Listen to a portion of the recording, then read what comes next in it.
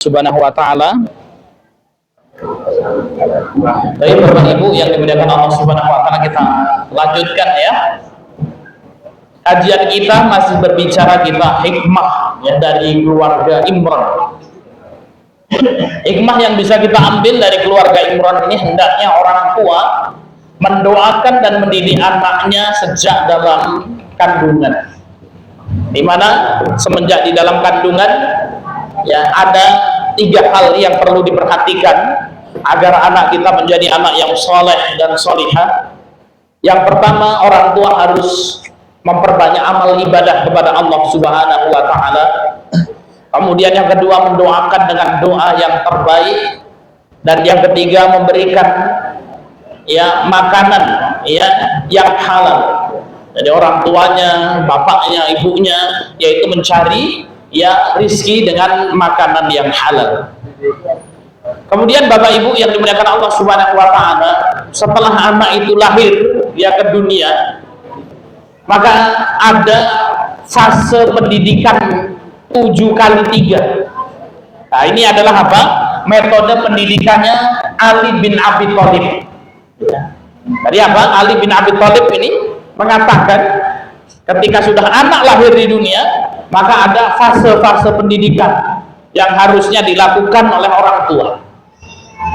Fase yang pertama adalah 7 tahun pertama, yang kedua adalah 7 tahun ketiga, dan yang ketiga adalah 7 tahun ketiga. Baik Bapak Ibu yang dimuliakan Allah Subhanahu wa ta'ala, agar anak-anak kita menjadi anak yang soleh dan solehah.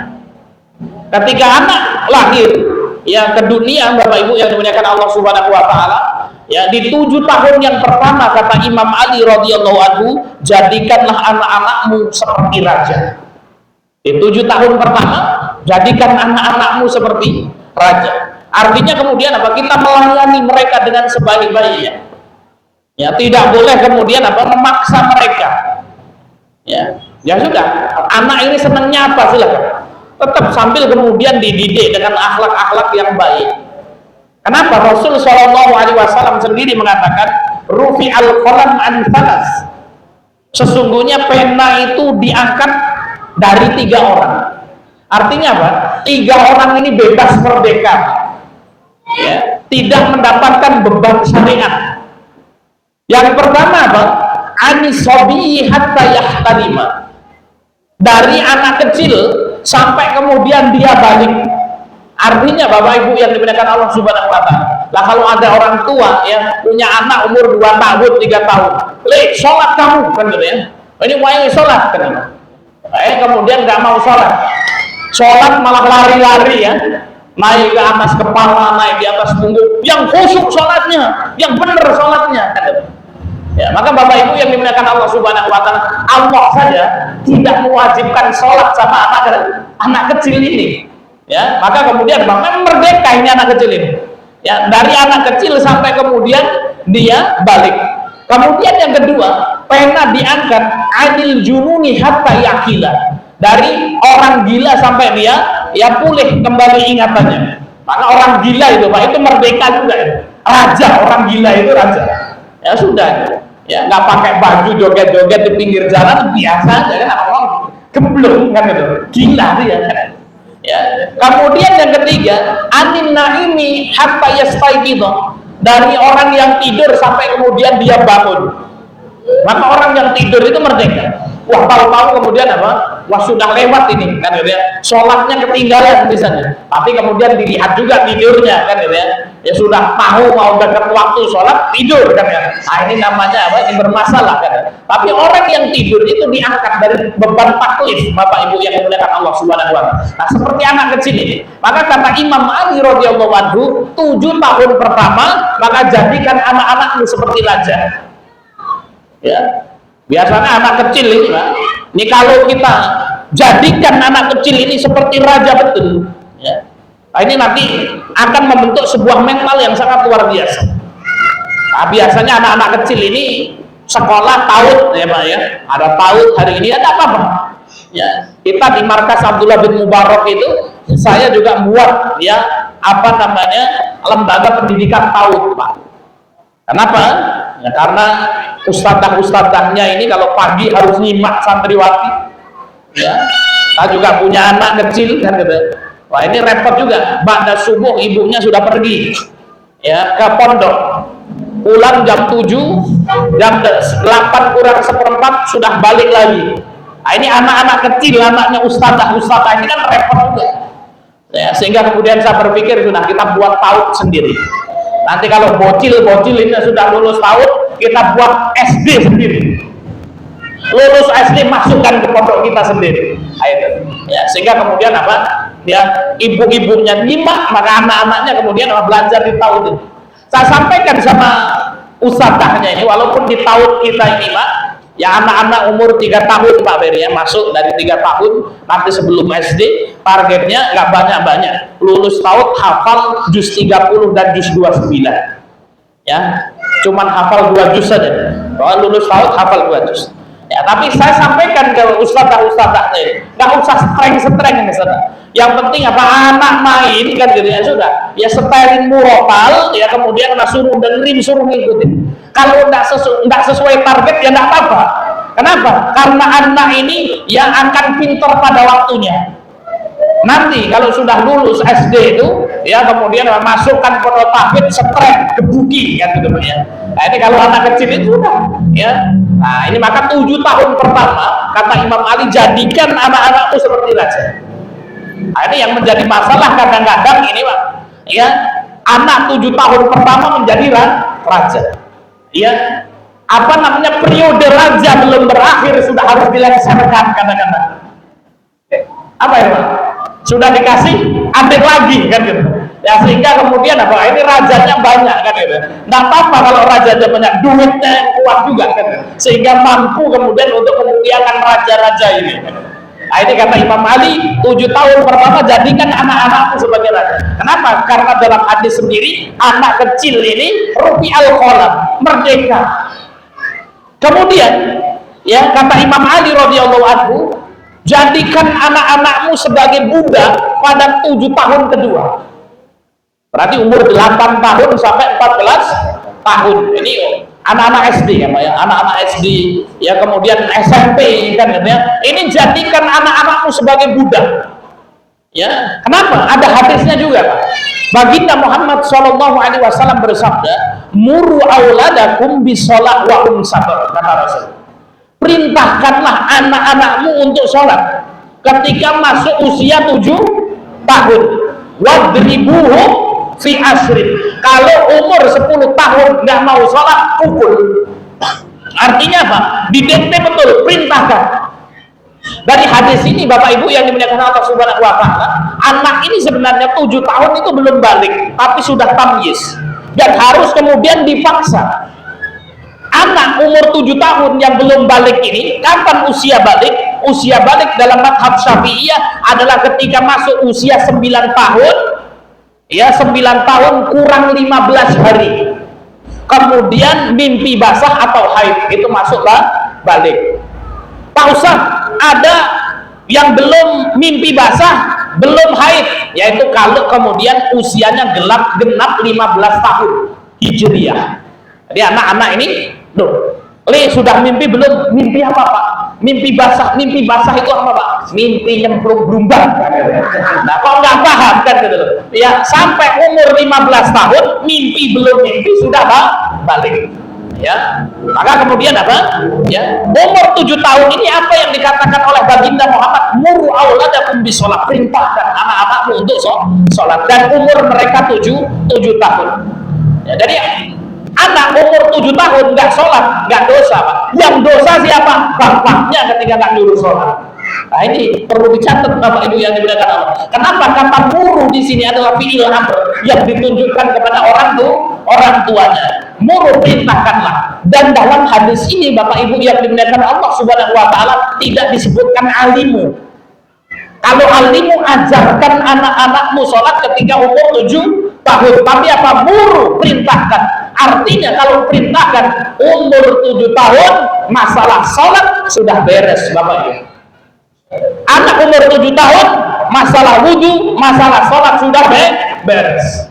Kemudian kita perintahkan setiap kali datang waktu sholat, kita pantau terus, kita jadikan budak itu.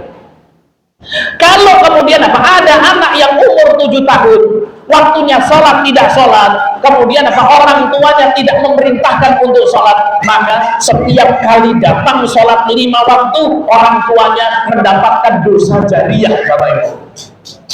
Kenapa? Karena wajib bagi orang tua untuk memerintahkan. Umur 10 tahun, kemudian nggak mau sholat, pukul. Nah, ini masih takut, Pak. Maka kemudian 7 tahun kedua, jadikan anak-anakmu, kata Imam Ali, seperti budak itu. Jadi nggak perlu kemudian kompromi sama anak yang 7 tahun kedua ini, umur 8 tahun. Diajak musyawarah itu nanti 7 tahun ketiga. Atau kemudian dijadikan raja terus, kan gitu ya. Sudah mau masuk pondok misalnya.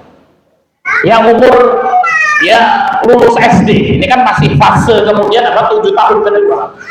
Ya, atau mau masukkan anaknya ke SD misalnya. Ya, atau mau masukkan anaknya ke SMP misalnya. Nggak perlu kemudian musyawarah. Bagaimana pendapatmu? Kira-kira kamu mau masuk pondok atau tidak? Jawabannya Bapak, tidak, mau main layangan Pak. Kan gitu loh. Maka kemudian ini fase kedua, nggak ada kemudian toleransi. Bapaknya yang menyarikan, oh ini ada lembaga pendidikan yang baik, maka kemudian kamu ikut bapak. Kenapa? Besok masuk pondok, betah tak betah masuk. Tidak ada kemudian pilih-pilihan, Pak. Ini 7 tahun kedua, jadikan anak-anakmu sebagai budak. Kenapa, Pak? 7 tahun kedua ini anak belum bisa berpikir. Ya, orang tua yang mengarahkan. Ya, orang tua yang mengarahkan. Nah, Bapak Ibu yang dimuliakan Allah Subhanahu wa taala, anak kalau umur 7 tahun kedua ini itu masih kuat-kuatnya untuk menghafal, Pak. Anak umur 7 tahun, anak-anak SD itu lagi kuat-kuatnya untuk menghafal. Maka dulu nasihat dari guru kami Syekh Abdul Umar Bawazir Al-Abbasi Al-Makki Al-Hadrami, beliau itu mengatakan seperti ini. Anak-anak kecil itu ya di fase 7 tahun kedua itu hafalan mereka kuat. Cuman ya nalar mereka masih lemah. Pemahaman mereka masih lemah. Maka Bapak Ibu yang dimuliakan Allah Subhanahu wa taala, jangan sampai kita salah mendidik anak-anak kita. Ya anak ya ketika fase 7 tahun kedua itu perbanyak untuk menghafal aja. Ya, jangan diperbanyak untuk mikir. Ya, kenapa? Masa terbaik, masa emas untuk menghafal. Nanti kalau sudah masuk fase 7 tahun ketiga, terus bertambah tua kayak bapak-bapak ini, kalau suruh hafal seperti hilang, tapi nek kon mikir kenceng, Pak. Bener nggak, Pak? Kalau dihadapkan masalah, ya ada istrinya datang, Pak, insya Allah sebulan lagi ini atau anak kita ini sudah dapat tagihan SPP. Nah, ini menghafal atau berpikir, Pak? Mikirnya apa? Kepiye golek utangan iki kemana? Ya. Maka kemudian orang kalau sudah tua itu, ya kalau menghafal susah, tapi ya cara berpikirnya tajam, Pak. Ya, cara berpikirnya tajam. Dia sudah bisa menganalisis. Ya. Ini hari ini Masya Allah, saya punya adik ipar itu kemarin waktu sekolah SD, saya pulang ke Pringsewu, itu ada ibu mertua saya kerjain PR. Ya akhirnya kemudian ini kerja ini ini PR adikmu gitu. Saya kerjakan Pak, Masya Allah itu sudah mikir semua. Ya saya katakan, Bu, ini anak SD kok mikir seperti ini. Ya, maka kemudian dia susah bujel pikirannya, Pak. Ya. Ya, kenapa? Karena usia seperti ini kuatnya adalah menghafal. Ya, maka Bapak Ibu yang dimuliakan Allah Subhanahu wa taala, kalau kita punya anak jadilah kamu penghafal Quran. Jangan nunggu tua baru sudah menghafal Quran. Ya. Ini kalau sudah tua, Pak, ini sudah tua menghafal Quran, ngafal bismillahirrahmanirrahim ya. Kepingin nikah kan gitu loh. Ya, ini yang terjadi gitu, Pak. Ya, nanti pulang ke rumah buka Facebook kan gitu ya, lihat kawannya, barakallahu laka wa baraka alaikum, pulang Ustaz, ini saya nggak usah lanjutin ya Ustaz, ini kawan saya sudah nikah Pak Ustaz, kawan saya sudah punya anak Pak Ustaz. Ya, kalau anak-anak kecil ini Pak, ya sudah, yang penting sanggupnya cukup kan gitu ya. Suruh menghafal seneng dia. Nah, ini maka kemudian apa? 7 tahun kedua kata Imam Ali radhiyallahu anhu, maka kemudian apa? Ya, jadikan anak-anakmu sebagai budak, dan 7 tahun kedua itu Pak, anak-anak usia SD, usia SMP itu apa? Kekuatan hafalannya masih kuat-kuatnya. Kemudian kata Imam Ali, 7 tahun ketiga jadikan anak-anakmu seperti menteri. Kenapa? Karena sudah berpikir dia. Ya, ini 7 tahun ketiga ini berarti umur berapa ya Pak? Ya 21-an ya, lulus SMA lah. Ya, maka kemudian apa? Ya, anak di 7 tahun ketiga bagaimana kemudian apa? Baru kemudian diajak mikir. Le, aku sudah lulus SMA, mau kuliah kemana? Mau ngambil jurusan apa? Nah ini Pak kesalahan kita. 7 tahun ketiga dijadikan budak kan gitu. Le, kamu pokoknya harus ngapal Quran kan gitu ya. Padahal usianya sudah semakin tua. Pokoknya harus seperti ini. Ya berontak Pak. Ada ibu-ibu ya bilang, Pak Ustadz, gimana caranya Pak Ustadz? Anak saya kalau disuruh sholat susahnya minta ampun Pak Ustadz. Saya bilang umurnya berapa Bu? 25 tahun Pak Ustadz. Nah, 25 tahun ya, maka kemudian Pak nyuruh sholatnya terlambat. Ya coba ketika mengikuti sunnah Rasul itu, ya muru auladakum bisolah wa hum sab'a, ketika umur 7 tahun itu diperintahkan untuk sholat. Wadribuhum fil asr, usia 10 tahun Pak, walaupun merengkel bawain sapu, takutnya Pak, takut. Umur 25 tahun bawain sapu, masuk bawa golok Pak, itu dicangkol orang tuanya ya. Nah, maka kemudian apa ini kata Imam Ali, 7 tahun ketiga maka kemudian apa ya, anak itu diajak berpikir. Maka semakin dewasa Bapak Ibu yang dimuliakan Allah Subhanahu wa taala itu, maka kemudian Pak semakin ya kemudian pikirannya hebat, semakin tajam analisisnya. Nah, ini kuliah ngambil jurusan fikih, ngambil jurusan yang bermacam-macam yang berkaitan dengan pikiran ini kuat. Apalagi kalau kemudian apa waktu kecil sudah dipondasi dengan Al-Qur'anul Karim.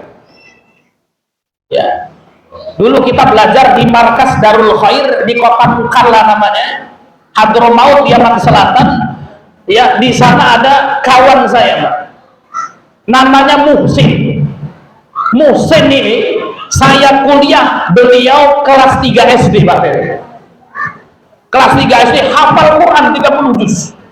Ya, dari Masya Allah ya, kita lihat di sana itu anak-anak yang hafal Quran itu dimudahkan oleh Allah Subhanahu wa taala, rata-rata menjadi juara kelas Pak.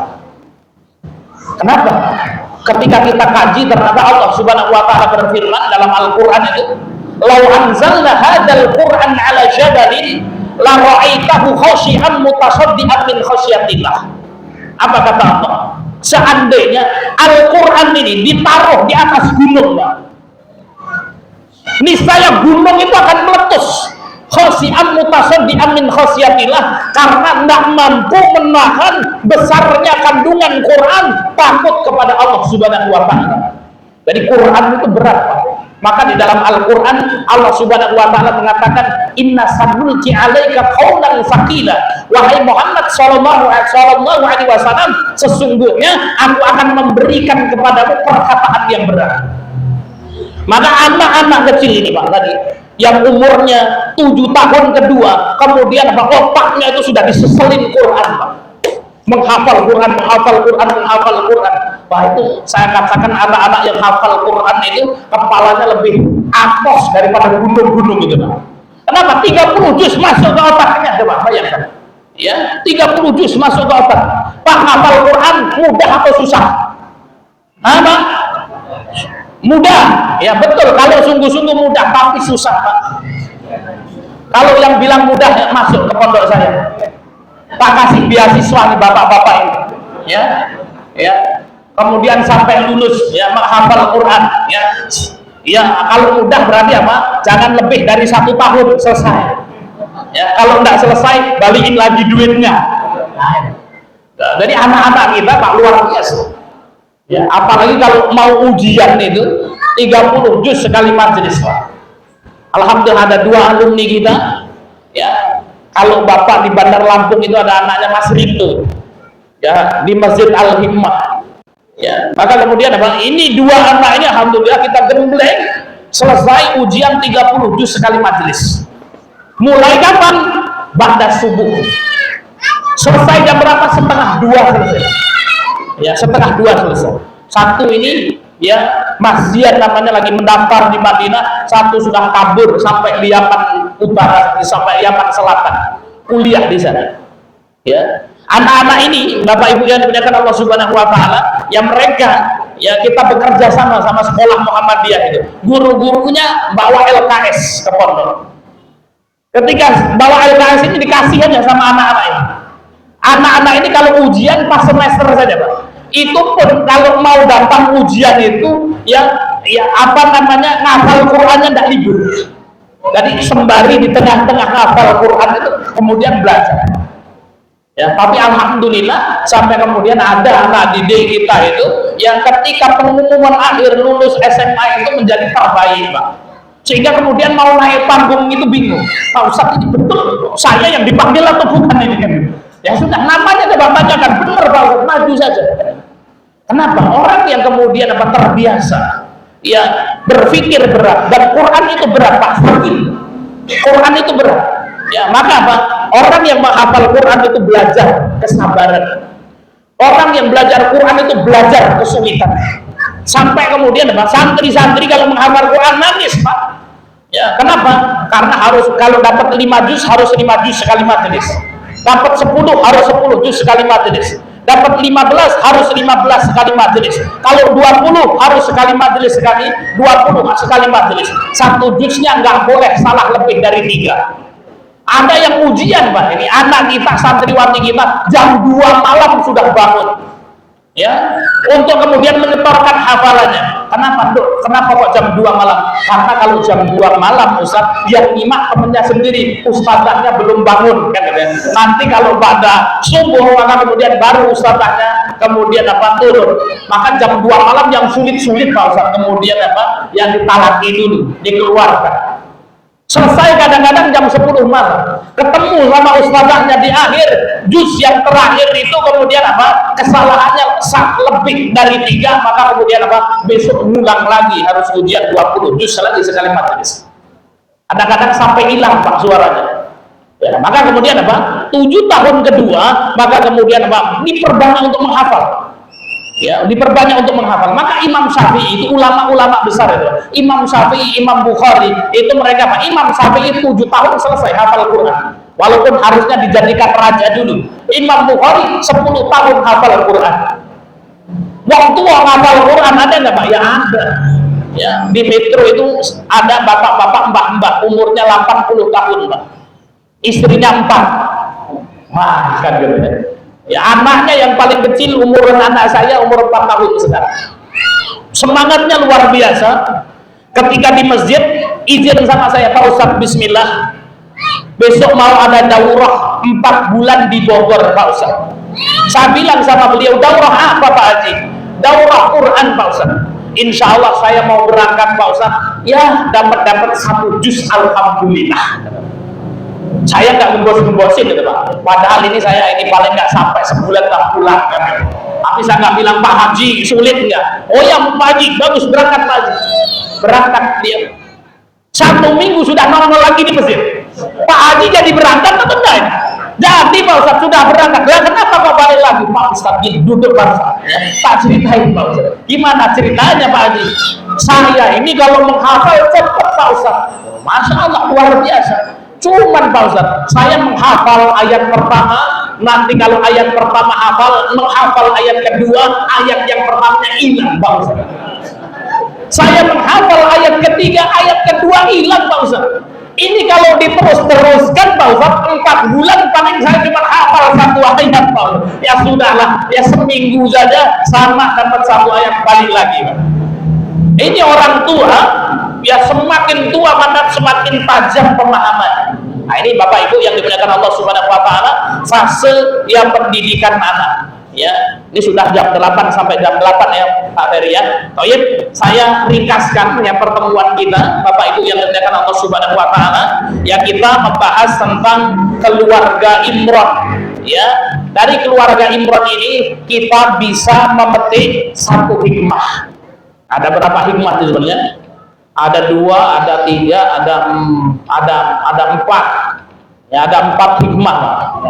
Kemudian baru masuk Nabi Ibrahim. Dari Nabi Ibrahim itu ada 5 hikmah.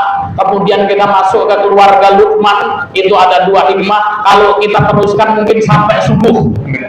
Ya, sudah kita cukupkan Bapak Ibu yang dimuliakan Allah Subhanahu wa taala sampai keluarga Imron ya. Dari keluarga Imron Bapak Ibu yang dimuliakan Allah Subhanahu wa taala, kita bisa memetik satu hikmah saja. Hikmahnya apa? Kita harus memperhatikan pendidikan anak kita. Pendidikan anak kita harus kita perhatikan semenjak di dalam kandungan. Dengan apa? Yang memperbanyak amal soleh, mendoakan dengan doa yang baik, memberikan makan makanan yang halal. Setelah lahir kemudian ada 3 fase. 7 tahun pertama jadikan seperti raja, 7 tahun kedua jadikan seperti budak. Pilihkan yang terbaik, wajib mengikuti, kemudian harus disuruh memperbanyak menghafal 7 tahun kedua ya, karena waktu emas terbaik untuk menghafal. 7 tahun ketiga jadikan anak-anak kita seperti menteri yang kemudian diajak untuk berdiskusi dan lain sebagainya. Karena apa? Pemahamannya sudah matang di situ. Luar biasa. Kalau sejak kecil itu hafalannya sudah banyak, nanti dimatangkan pemahamannya di 7 tahun ketiga, ini akan menjadi orang yang sangat luar biasa. Demikian Bapak Ibu yang dimuliakan Allah Subhanahu wa taala yang bisa kita sampaikan. Kita kembalikan ke Pak Ferry.